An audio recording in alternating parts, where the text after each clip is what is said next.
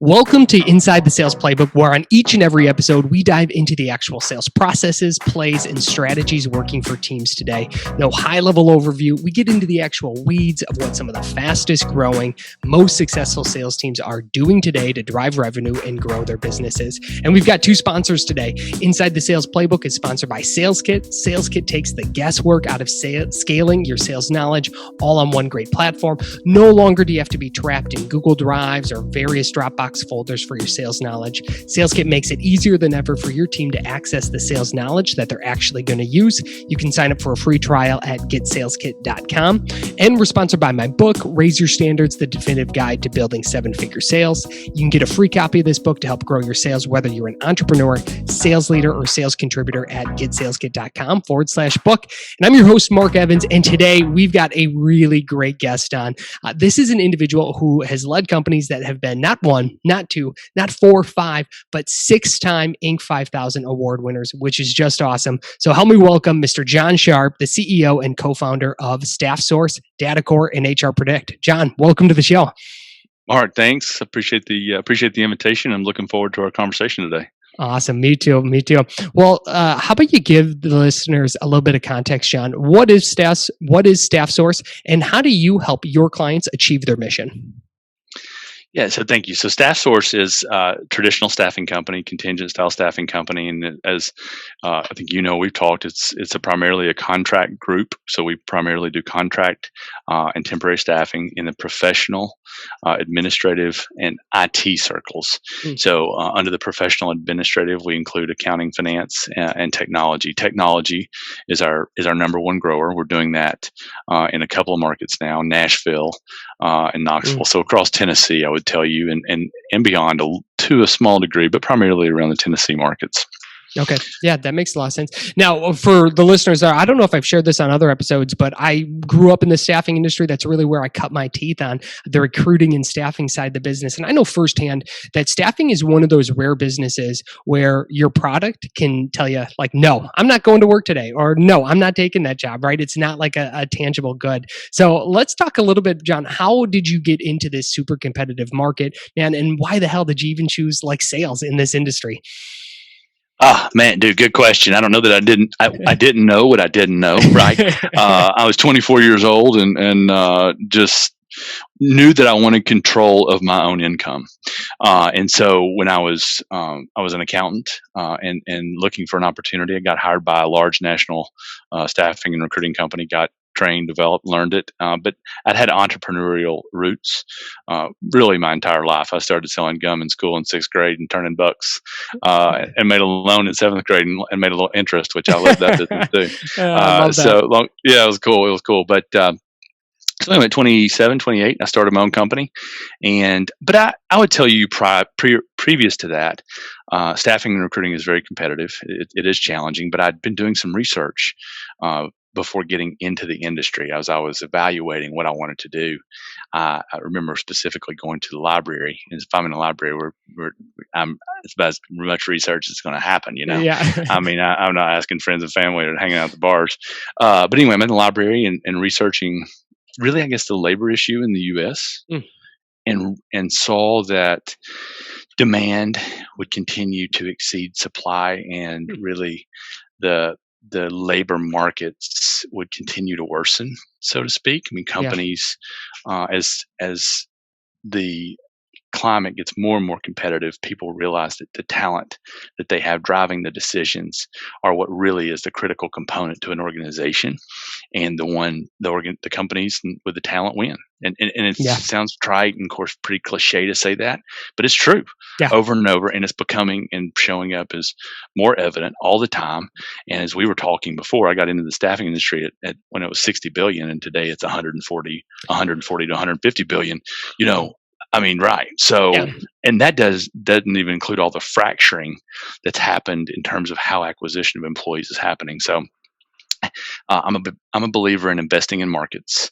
As you know, I founded multiple companies, and so those investments in those companies are targeted toward advanced markets and growing markets. And so, great market, great spot, and we felt like we could come in here and compete. And so we've been successful in doing that. As you mentioned, we've got six-time Inc. 5000 award hanging on our kind of wall of plaques, if you will. But Not just one, but six. So hopefully you got some reinforcement on that wall as well. Consecutive too. So let me say that it's a hell of a lot of hard worwork. Yeah. It's a hell of a lot of hard work, and so we were able to do that. We put a great team together, and that team has been executing really, really well. And I think one of the other things I told you is we recently achieved 87% of our business mix going to contract staffing. So you don't do that alone. Obviously, you do that. In fact, in our case, we do that little with my effort and a lot with a lot of really talented people. So we've got a really talented team that drive this organization now. Oh, that's excellent. Well, let's transition into a little bit of that because I'm really curious because so many businesses never even get to being in business for 6 years, let alone, 3 years, let alone having a 6-time Inc. 5000 award winner. So what do you think are some elements of your culture that you've really infused with this growth and sales mindset? Because this just doesn't happen on accident, and you're being very humble in your estimation of this. I mean, so what are some of the elements that you've baked into your sales culture that you feel like has really helped drive your growth? Well, the first thing is this. I mean, so we're all in business. We've all got to make a profit, right? But nothing starts without a top line and a healthy, growing top line and a diverse top line on the revenue mix. But we go by we call it the 4 C's. Okay. Right. So we hire on 4 C's. First is character. We hire high character people, really irrespective of whether they've been in our business or not. So we believe that those high character people work hard. They've got and character is not just doing the right and wrong thing all the time. It's the willingness to really grind and get after it. You know how it goes. I mean, you gotta, we got these guys coming out of college and gals coming out of college. And so it's really easy to show up, put the suit on and look good for the first 3 weeks. And then after 3 weeks, it turns into work because I got to do this for week 4 to 40, consecutively. And so high character is critical. We like people that are competitively driven. Okay. They want to win. There's a passion for winning. It models very much after our leadership team. So it's got to matter to you. Losing matters, so we want winners and people that want to win and want to do well for themselves and their lives. And so then we go to compensation. I think any sales role, you got to see people that you get your compensation here weekly. So we pay everybody on the week. So whatever they produce from the previous week, they get paid the following week. And we want people that want to earn bonuses and want to enrich their lives and not have meaningful work, but also have, financially beneficial work. And so, and they can impact it week to week to week. I love that, and how they can easily tie last week's results or last week's efforts or previous effort directly to what's going to hit their paycheck. It's not a quarter or two later. That's too late, right? They're getting this immediate kind of feedback loop. Way too late. So one of the biggest changes, one of the things that enabled us to grow like we're growing and to have the success is we changed our reporting model to week to week to week, and we married your finance to it too. So like you said, I mean, and it's not delayed. It's next week. If you want to change your pay, change it now because you're going to get paid next week what you're doing today. So, I mean, it's, I think that was probably one of the biggest things that we did. And in the loop, you got to give people quick feedback on how they're doing. Right. It's well defined here. It's highly structured. People know what we need to do. They know the job.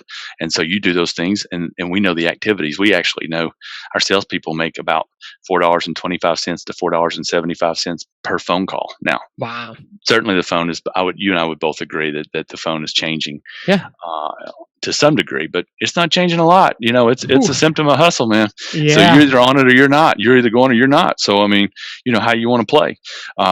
You make $4.25 to $4.75. So how many times you want to dial it up? We want you to make $10 a call, right? So we have some people that are kind of broke the model a little bit, but the average, kind of average does that. I would say the last thing is competence. I think, a lot of people want to be in sales. Right. But it takes a level of competence, a unique skill set to be really, really good. You got to learn and understand people. You got to have a good heart about you. You got to want, you can't sell stuff.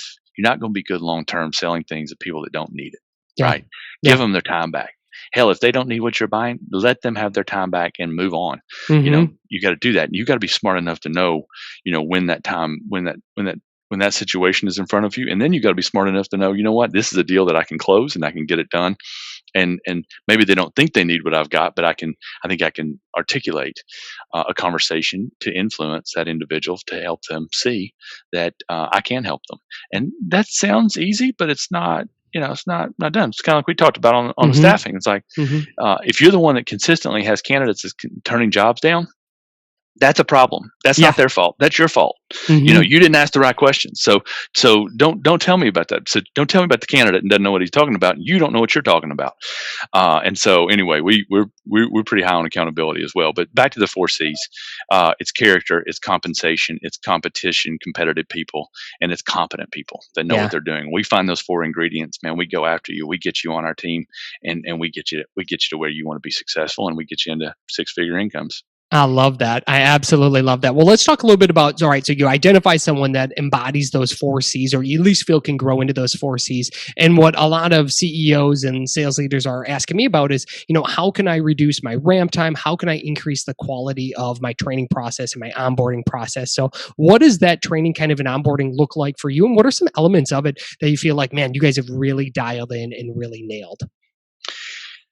Ooh, such a great question, because this is the issue, right? I mean, Mm. it's how long does it take for that salesperson to become productive? Because I think an advanced organization knows the cost. They know the cost. We know the cost of turnover. We know the cost of bad hires, and so then it becomes: do we start returning in 60 days, 90 days, 120 days, 270 days in some cases, right? Yeah. And so 270 days is a brutal ramp, but that's what it takes, depending on what you're doing. To answer your question, we've got a playbook. And so we're going to talk. I'm interested to talk to you at the end of this call about how to digitize it. So I'll give a little plug to Sales Kit. That's one of the reasons I saw your product and I'm interested.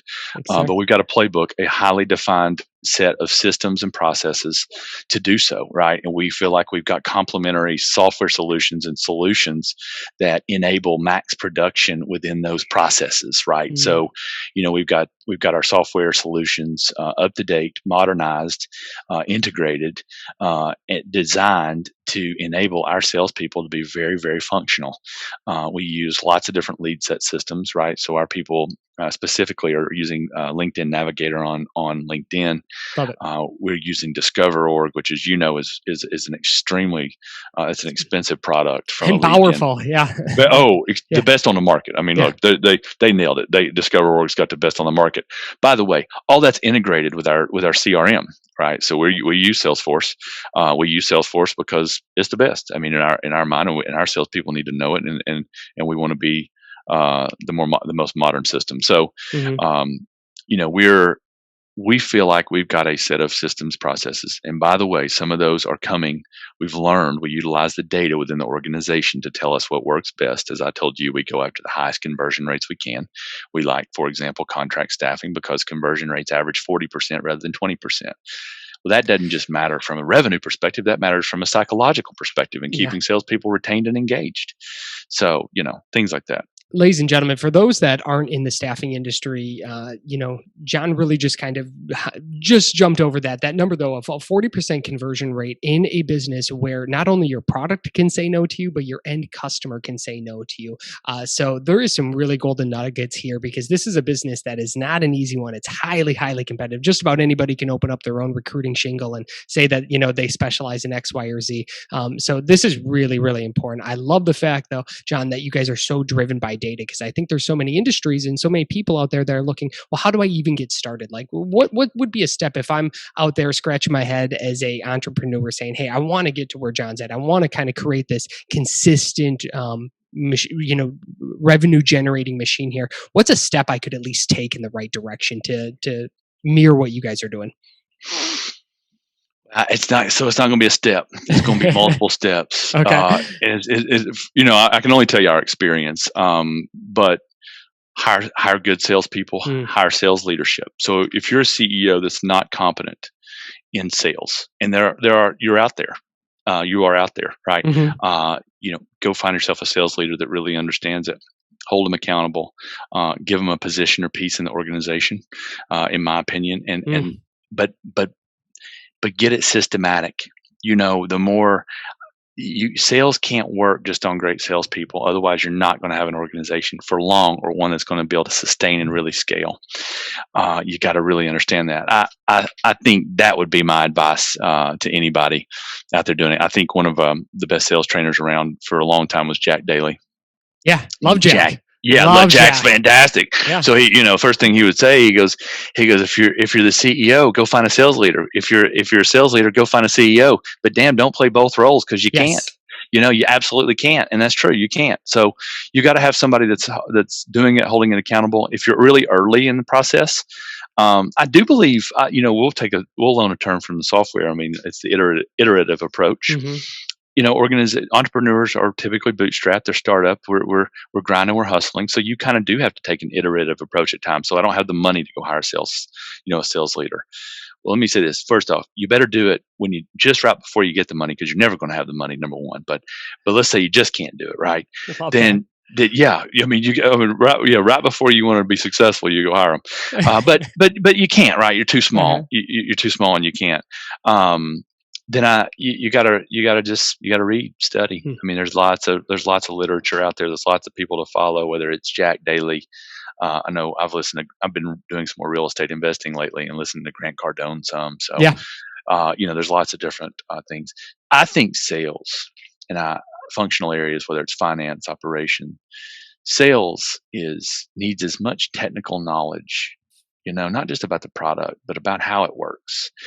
What's turning, what's converting, what's the data showing me, what are the symptoms? Are we using, AI is out there now, right? And so Mm-hmm. sure, there's mixed results on AI, and we're doing some work in there in HR Predict, but you know, you got to be using every resource that you can to learn about what's making your organization successful. What's the profile of the right lead? What do they say? When do they say yes? Why do they say yes? And how do we continue to do that over and over and over? And does this market have enough of those yeses in it? Right. And so it's got to Mm-hmm. get off the personalities and kind of into the profiling and the precepts of who's buying from you and why they're buying from you. So I absolutely love that. I mean, everything from the E-Myth, from any sort of like traction or any other business systems that you've talked about, John, you just summarized right there, right? You have to have a system, because let's say you don't even want to sell your business. At the end of the day, your business is only valued on what you can produce without you being there, right? And companies buy future revenue. So if you have a system where you can say, hey, if we throw in $5 into this vending machine, we get 25 back. Well, that's something people want to buy, and that's where every business wants to be. John, these are just some great nuggets, some great takeaways. Let's transition a little bit into that sales playbook that you talked about before, and let's talk a little bit about your sales team. So you said that you guys are big proponents of dialing for dollars, right, and making those outbound calls. What else does the sales process look like? Do you get any inbound leads at all? Oh, absolutely. We get inbound leads. We're working inbound leads through email marketing campaigns. We've had some success there. We obviously do some social media work, and so we've got a person that does some marketing. We're okay at marketing. Okay. We're okay, and we talked about this with our operating with our leader there, our sales leader. We've always been okay, and I don't know. We don't know if okay is because we just are okay. Mm-hmm. We believe we're okay. Yeah. So in 2021, we've got to really take a look at it. But yes, we have that happening. I would tell you we're a little better at direct sales than generating marketing. We kind of put the onus back on the salesperson. We give Sure. them the resources, as discussed, to generate their own leads, but we really drive it that way. We do furnish some leads. We have some leads. We have some call-ins. We have some general marketing and things like that. But I would tell you that that's primarily what it is.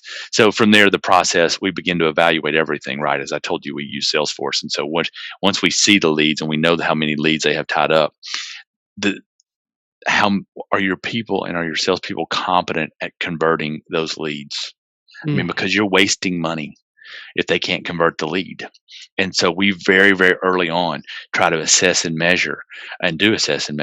Can our guy or gal execute on the lead? And if they can't, then we teach them and develop them. And that really quickly accelerates to what I call where we start at a 100 level conversation to a 400 level conversation.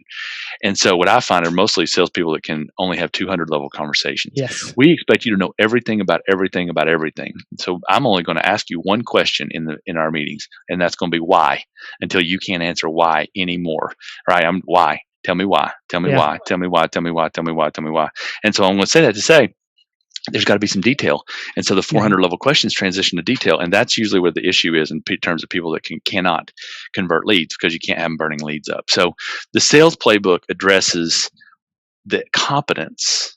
Certainly it issues a standard about what to do, but it addresses the competence about how to execute that, right? Which is why I'm interested in what you do, because a visual and experiential learning system rather than a written document And then, if we talked about integrated within Salesforce, would be much more interesting, or be also very interesting. But that live document that kind of teaches that and reinforces that, and reinforces all the training is critical from our perspective.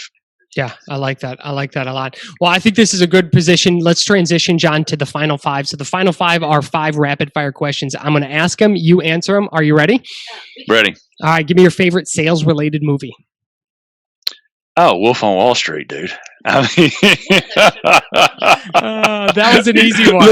Listen, he's hilarious. Maybe Jerry Maguire. I mean, I'm aging myself. No, the Wolf on Wall Street. What's the guy? Balfour, Jordan. Yeah, Jordan Belfort. Yeah. Oh, dude. I mean, what is that? That guy's hilarious. That's wild. So, it's totally wild. That's wild. Yeah. That's wild. All right, give me your favorite sales book. It's Jack Sales. Yeah, it's his second one, really, Sales Advantage. Yeah, that is a awesome one. I love Jack Daly. What do you know now that you wish you would have known when you first got into sales? Oh, take less bullshit. Just so much less bullshit. I mean, and telling people no is fine. Meaning on our end, just no, we can't do that. Waste of time. Still dropping knowledge on this. I love it. Best purchase of 2020 under $100. Oh, dude, you're gonna make me think about this one. Best purchase of 2020 under $100. There's so many things because I like the dollar store. Kidding. No, not kidding. Actually, it's a good spot. Yeah. Cell phone case. So Cell phone case. You can talk on this thing all day long, and the radiation doesn't hit your head because I'm a big I'm a health nut. So I don't have any radiation. So I may have to ask you for the link of that. Yeah. You got to. You can keep all your money in there too if you have any. So perfect. Look at that. Yep. And favorite social media follow. It could be personal, or it could be business. Anybody you follow that you really like? I'm going to give you 2, man. I'm going to give you 2. Yeah, I told you Grant Cardone has been some of my guy this year. I mean, I really, this dude's great. He's entertaining. He's in the Lambos. He's got so much energy. There's nothing stopping him. Well, he's got so much, funny. Yeah. But he's actually got some content, some great meat. Yeah. There's one. The recent one's been Ray Dalio. Really? Okay. Ray Dalio. You ever Principles, that book? Yeah. Oh, phenomenal, dude. Yeah. He talks about accuracy so much. And I mean, so we've all got these there's 100 directions we can go within the spectrum, but there's really one. If you go that way, you get real high return on your time and dollar. And so, I just like to think of myself in at this point as efficient, saying no to the wrong things, saying yes to the right things. So I like that. That's a good one. John, where can our listeners connect with you if they want to choose to do so?